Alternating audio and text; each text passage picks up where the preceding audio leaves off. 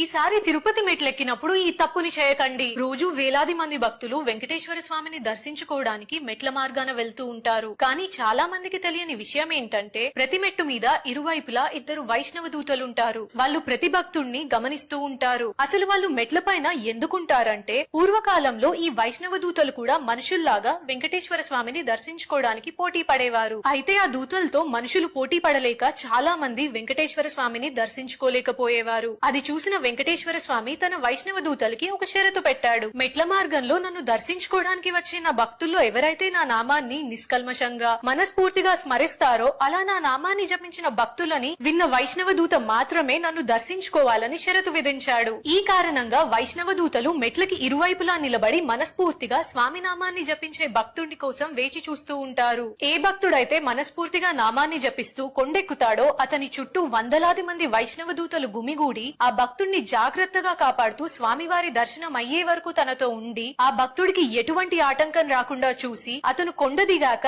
అంతా మంచి